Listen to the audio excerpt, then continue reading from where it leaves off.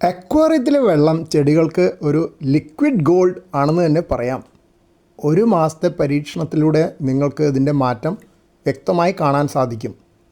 സാധാരണ പൈപ്പ് വെള്ളത്തേക്കാൾ എന്തുകൊണ്ടും മികച്ചതാണിത്. ഇത് ചെടികൾക്ക് ഇത്രത്തോളം ഗുണകരമാകുന്നത് എന്തുകൊണ്ടാണെന്ന് നോക്കാം.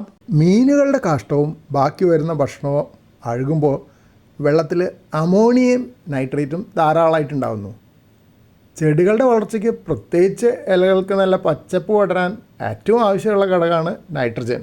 പിന്നെ അക്വേറിയം വെള്ളത്തിൽ വളരുന്ന ഉപകാരികളായ ബാക്ടീരിയകൾ മണ്ണിലെ ജൈവ പ്രവർത്തനങ്ങളെ വേഗത്തിലാക്കുന്നു. ഇത് മണ്ണ് കൂടുതൽ ഫലഭൂയിഷ്ഠമാകാൻ സഹായിക്കും. നമ്മുടെ പൈപ്പ് വെള്ളത്തിൽ അടങ്ങിയിരിക്കുന്ന ക്ലോറിൻ ചെടികൾക്ക് അത്ര നല്ലതല്ല. എന്നാൽ അക്വേറിയം വെള്ളത്തിൽ ക്ലോറിൻ ഉണ്ടാവില്ല. നമ്മളിപ്പോൾ സാധാരണ പൈപ്പ് വെള്ളം തന്നെ ഒരു ടാങ്കിൽ കുറച്ച് നാൾ സൂക്ഷിച്ചിട്ടുണ്ടെങ്കിൽ അതിന് ക്ലോറിൻ ഇല്ലാതാവും.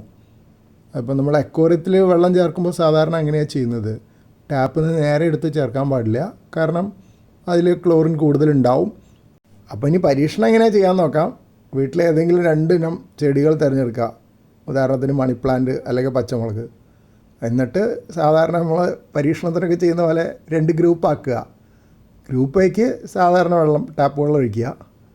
ഗ്രൂപ്പ് ബിക്ക് അക്വേറിയം ക്ലീൻ ചെയ്യുമ്പോൾ കിട്ടുന്ന വെള്ളം ആഴ്ചയിൽ 1-2 തവണ ഒഴിക്കുക. ബാക്കി ദിവസം സാധാരണ വെള്ളം ഒഴിക്കേണ്ടി വരും. ശ്രദ്ധിക്കേണ്ട ചില കാര്യങ്ങൾ: അക്വേറിയം ക്ലീൻ ചെയ്യുമ്പോൾ അടിത്തട്ടിലെ സ്ലഡ്ജ്, അതായത് അഴുക്ക് ഉൾപ്പെടെ വെള്ളം എടുക്കാൻ ശ്രദ്ധിക്കുക.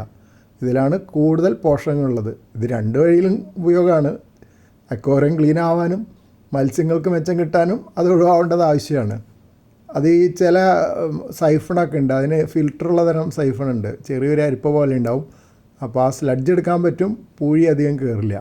ഇനി അഥവാ പൂഴി കയറി വന്നിട്ടുണ്ടെങ്കിൽ ഒരു ബക്കറ്റിലേക്ക് എടുത്തിട്ടുണ്ടെങ്കിൽ അവിടുന്ന് ഡിക്കാൻഡ് ചെയ്യുന്ന പോലെ വെള്ളം പതുക്കെ ഒഴിച്ച് കളയുമ്പോൾ ആ പൂഴി തിരിച്ച് അക്വേറിയത്തിലേക്ക് ഇടാനും സാധിക്കും.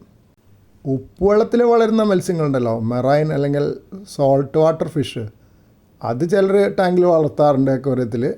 അങ്ങനെ വളർത്തുന്ന അക്വേറിയത്തിലെ വെള്ളം ഉപ്പുവെള്ളമായിരിക്കും. അത് ചെടികൾക്ക് ഒഴിച്ചാൽ ചെടികളൊക്കെ നശിച്ചു പോകും. പിന്നെ എല്ലാ ദിവസവും ഈ വെള്ളം ഒഴിക്കണമെന്നില്ല എന്ന് പറഞ്ഞല്ലോ. ആഴ്ചയിൽ 2 തവണ അല്ലെങ്കിൽ 3 തവണ മാറ്റുന്ന വെള്ളം ഉപയോഗിക്കുന്നതിന് വലിയ മാറ്റം കൊണ്ടുവരും. പിന്നെ അക്വേറിയം എല്ലാ ദിവസവും നമ്മൾ വൃത്തിയാക്കാൻ പോകുന്നില്ലല്ലോ. ആഴ്ചയിൽ ഒരു ദിവസം തന്നെ അതിൻ്റെ ഒരു ചെറിയ ഭാഗം മാത്രമേ വെള്ളം മാറ്റാവൂന്നാണ് പറഞ്ഞിരിക്കുന്നത്.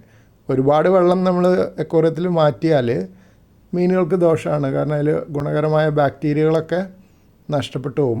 ഒരുപാട് ഇപ്പം നമ്മളൊരു 90-95% വെള്ളം കളഞ്ഞാൽ പിന്നെ അതിൽ വേറൊരു കാര്യം ശ്രദ്ധിക്കേണ്ടതെന്ന് വെച്ചാൽ, വെള്ളം മാറ്റാനായിട്ട് ഒരിക്കലും മീനുകളെ പിടിച്ച് വേറെ പാത്രത്തിലേക്ക് ഇടരുത്. നമ്മൾ വലയിട്ട് പിടിക്കുമ്പോൾ മീനുകൾക്ക് പരിക്ക് പറ്റും. അപ്പോൾ ഒരിക്കലും അങ്ങനെ ചെയ്യരുത്. മീനുകൾക്ക് ജീവിക്കാൻ വേണ്ട മിനിമം വെള്ളം എങ്കിലും നിർത്താതെ ഒരിക്കലും ക്ലീൻ ചെയ്യാൻ പാടില്ല. അങ്ങനെ ക്ലീൻ ചെയ്താൽ ചിലപ്പോൾ പിറ്റേ ദിവസം രാവിലെ നോക്കിയാൽ ഉണ്ടാവും 1-2 മീനൊക്കെ ചത്ത് കിടക്കുന്നുണ്ടാവും. ഞാനിവിടെ സ്ഥിരമായിട്ട് അക്വേറിയം, പ്രത്യേകിച്ച് വലിയ ഫിഷ് ടാങ്കിലെ വെള്ളം ചെടികളുടെ കടക്കിലേക്ക് പമ്പ് ചെയ്യാറുള്ളൂ. അല്ലാതെ നേരെ വെറുതെ ഒഴുക്കി കളയാറില്ല. അതെന്ന് വെച്ചാൽ അതിന് ഉപയോഗം ഉണ്ടല്ലോ, നൈട്രജൻ എന്തായാലും ഉണ്ട്. ഇനിയിപ്പോൾ അതുകൊണ്ടാണോ നൈട്രജൻ കൂടിയിട്ടുള്ള കുഴപ്പം, ഫലങ്ങൾ കുറയുന്നത് നൈട്രജൻ കൂടിയിട്ടാണോന്നറിയില്ല. പൊട്ടാസ്യം ഒരു പക്ഷേ കുറവായിരിക്കും. പൊട്ടാസ്യത്തിന് ഞാൻ വേറെ വഴി കണ്ടെത്തുന്നുണ്ട്. പഴുത്തലി വളമൊക്കെ കഴിഞ്ഞ ദിവസം പറഞ്ഞിരുന്നല്ലോ, അതിൽ പൊട്ടാസ്യം കൂടുതലുണ്ടാവും. ഇപ്പോൾ ഫിഷ് ടാങ്കിലെ വെള്ളത്തിൽ നൈട്രജനായിരിക്കും കൂടുതൽ, പൊട്ടാസ്യം അധികം ഉണ്ടാകാൻ സാധ്യതയില്ല. അപ്പോൾ ഫലവൃക്ഷങ്ങൾക്ക് അതായത് ഫലങ്ങളുണ്ടാകുന്ന ചെടികൾക്ക് പൊട്ടാസ്യം കൂടുതൽ നമ്മൾ നൽകേണ്ടി വരും.